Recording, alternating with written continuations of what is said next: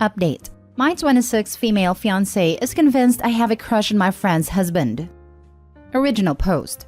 My best friend Sarah, 26 female, and her husband Matt, 28 male, have put me in a very difficult position with my fiancé Jack, 30 male. I knew Matt since my childhood. He was my neighbor and we were friendly. Sarah and I were roommates in college and became close friends. When I introduced Sarah and Matt, they hit it off and started dating each other.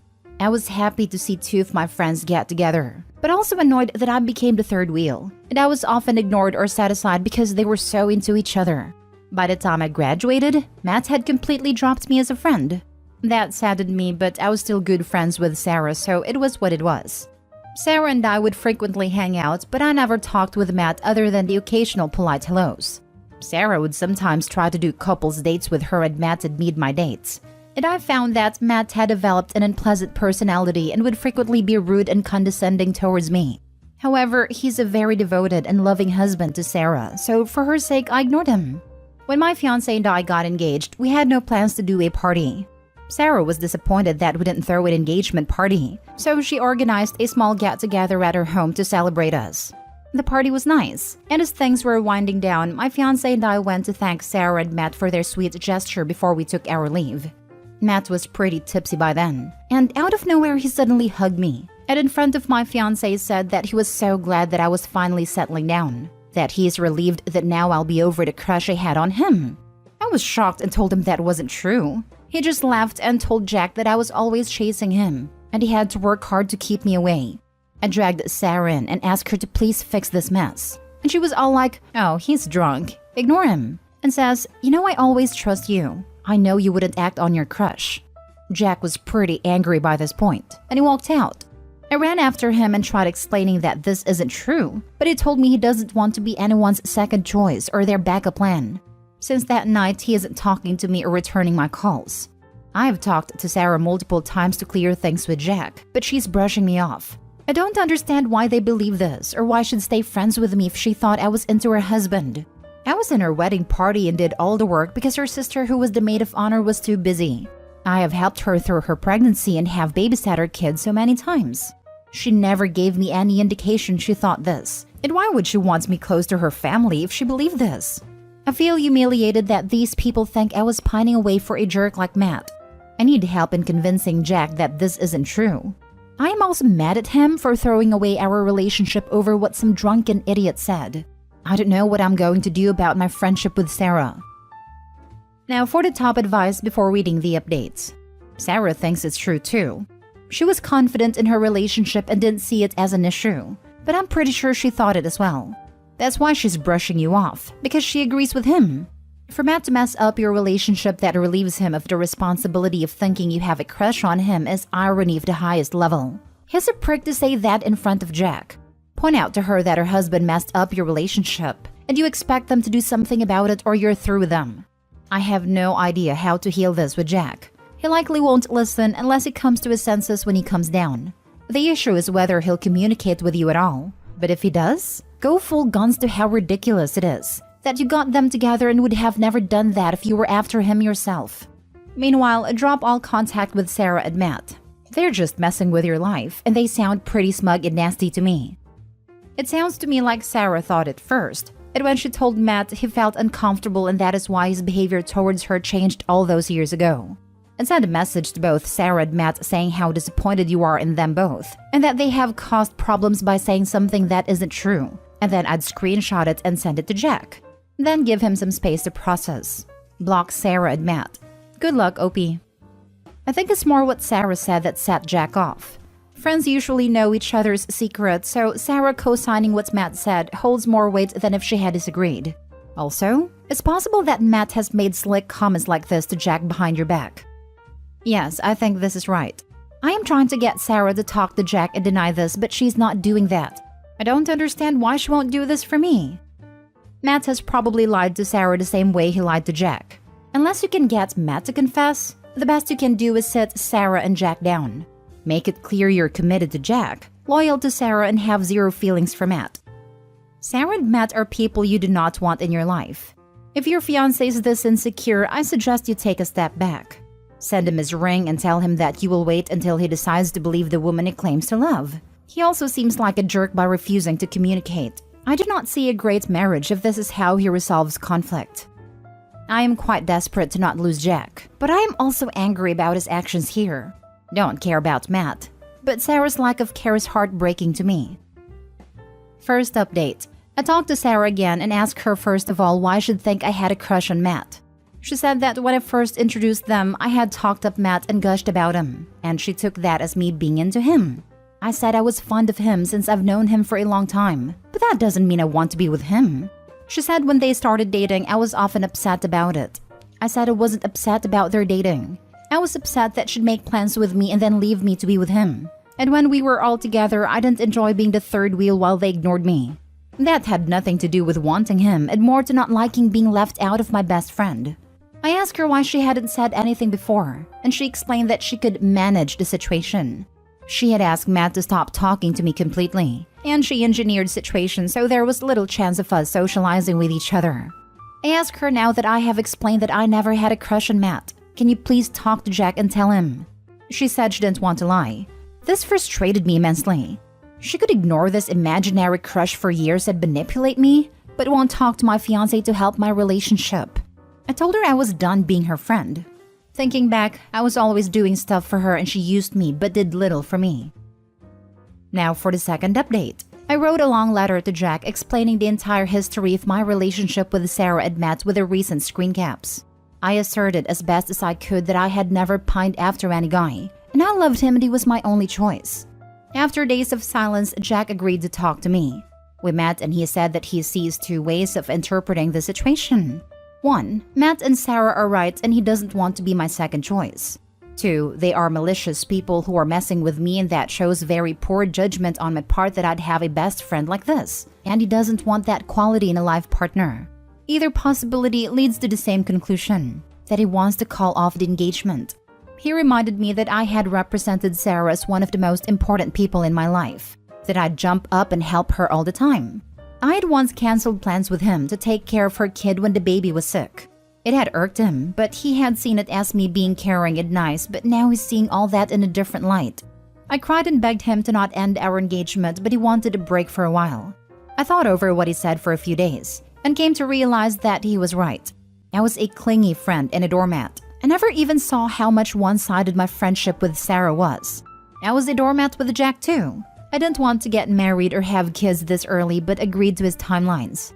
I gave up exciting job opportunity with more money because he didn't want me traveling for work. I love him but I need to fix myself and be stronger. I gave back his ring and ended things. I returned all the gifts he gave too. He was offended by that but I didn't feel good about keeping the very expensive things he had given me. He makes a lot more than me and was very generous with what he gave me, but I can't keep that now. Sarah was quiet for a while, but then started calling me. I ignored a lot of her calls. But this morning I answered her call and told her about a breakup. I was looking for sympathy from my old friend, but she was more interested in knowing if I was still going to watch her kid while she and Matt went on an overnight trip. She got pretty angry when I said no. I have blocked her now. I've lost my fiancé, my best friend, and my relationship with my nephew whom I adored, all in one go.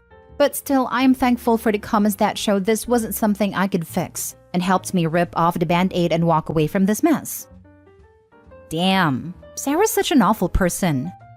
People are also glossing over the fact that apparently Sarah thought Opie had a huge crush on Matt before she and Matt had even met.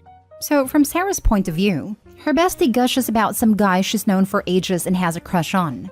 Sarah then continues to date the guy her friend is crushing on, and then purposefully destroys their decade-long friendship because she's uncomfortable with Opie's crush. Maybe if you can't handle your friend having a crush on your partner, don't pursue someone you know your friend has a crush on. This is Friendship 101. Don't go after the guys/girls that your friends like. If you do decide to do so, then don't have the nerve to then get upset about it as if it's anyone's fault but your own. What's the odds Sarah's marriage breaks down soon after she actually realizes that Opie was never into Matt, and she didn't win anything by getting with him? I can't set odds well, but I do consider myself a betting person from time to time, and I'd bet that what you're thinking is right along the lines of what I'm thinking. How much of the friendship between Opie and Sarah was ever actually a real friendship, even from the start? Because it kinda sounds like Sarah gets off on the idea of having her best friend's crush as her own, so to speak, and lording that information over everyone. Even ignoring all the backstory, imagine telling your best friend, "My fiancé and I broke up. Sorry I can't watch your kid right now," and them getting angry about it. Add in the "we broke up because of you," and that makes it 100 times worse. It's all fun and games until you lose your free babysitter. Yep, my best friend shat on me completely and I finally snapped and said no babysitting, and never spoke to her again. It was a huge weight off my shoulders though. Poor Opie. I've seen it before, but if you act like a doormat person, then you find yourself with people willing to take advantage of you. I hope she can work on herself and stand up for herself in the future. Hopefully without developing major trust issues too. This kind of situation can really mess with people. My ex-best friend who slept with my ex-girlfriend 3 years ago has gotten into contact with me. Hi, firstly, sorry this is my first time ever coming here about something, so I hope this gets somewhere. I'm 21 male and my ex-girlfriend 22 female now. We dated back in high school and we were a pretty solid relationship. Well, so I thought. I got kicked out of my mom's house pretty early into the relationship with her, and so I moved in with her and her family. We made it work terrifically. We would wake up, make lunch together, come home, make dinner, then watch a movie. We were always affectionate and intimate with one another. Fast forward 3 years into the relationship. I started hanging out with my best friend at a time, 23 male, for weeks on end, because me and my girlfriend were having problems communicating and being at home together, so I would stay at his. My ex-girlfriend asked to come stay over one night with us at his house, and we were more than okay with that. And when she came over, we all hung out as normal and everything. 2 weeks down the track, me and her both are pretty much staying at my best friend's house every day by this point, because we threw parties and everything. And they would go running off together somewhere when I'd be drunk and asleep in another room. I would catch them out a couple times for acting weird or being quiet the minute I came in the room. One night after my 18th, we threw a small get-together at my best friend's house for myself and to celebrate, and kind of get over the fact that my girlfriend broke up with me 8 hours after my 18th. And about 6 hours before this party, she came to the get-together and everyone who was invited stayed in a room with him and my ex-girlfriend while I was sitting outside drinking by myself. This night, both my best friend and my now ex-girlfriend asked me if they could have a night alone away from me and all the drama that had been going down. I didn't say no and agreed. That night, I drove past his house only to find her car there in his carport. Mind you, her best friend lived 2 minutes down the road and she chose to go see mine. It's pretty obvious what was going on, but my best friend got in contact with me a couple days ago and we spoke yesterday about everything they did behind my back. It went as far as my ex telling him that she loved him. Back then when it was all happening, I never got the answers I wanted. But now I have them and I don't know what to do. I miss the friendship we had and how close we were. I want to be his friend, but I'm also afraid of what all my friends now would think, as none of them like him for what he did to me. Should I just move on now that I have my answers, or do I become a friend? I'm not sure. What do you guys think? Now for the advice. Me personally, I wouldn't have a friendship with someone like that. They were being sneaky behind your back. Snake in the grass in my opinion. Yeah, that comes to my mind a lot, and I do forgive a lot too. You don't need a snake as a friend. You can forgive as it's healthy, but don't forget. Thank you. Could you really trust that guy again? I don't think so. Not completely anyway, and definitely don't think I'd be able to trust him to even be near or know what a future partner looks like. Why would you invite that dishonesty back into your life? He had a chance to be a good friend when you needed it and valued access to your ex more. He is not to be trusted. In life, you need to rely on others, and you need to have trust. It is too precious to waste on crap heads. I never seen it as inviting dishonesty, because he's the one that contacted me and wanted to talk about what happened and give me answers. I can completely see where you're coming from, and I completely agree. He had his chance and valued her more. It's all just bringing back a lot. Are they still together? If so, you're going to have to deal with her. No, she's currently dating someone else I know and has been for about 2.5 years now, maybe 3. It was about a month after me and her initially broke up that her and my best friend weren't in contact anymore. So they just hooked up to mess with you. Forget about this guy. You seem to be an emotionally vulnerable person. You became friends with him very quickly, and you're thinking of forgiving him. This is a great opportunity for people with no honor like him. Don't put yourself in that position of an easy prey. Be hard on those who are hard on you and be gentle with those who are gentle with you. The someone else you know wasn't another ex-friend, was it? It was.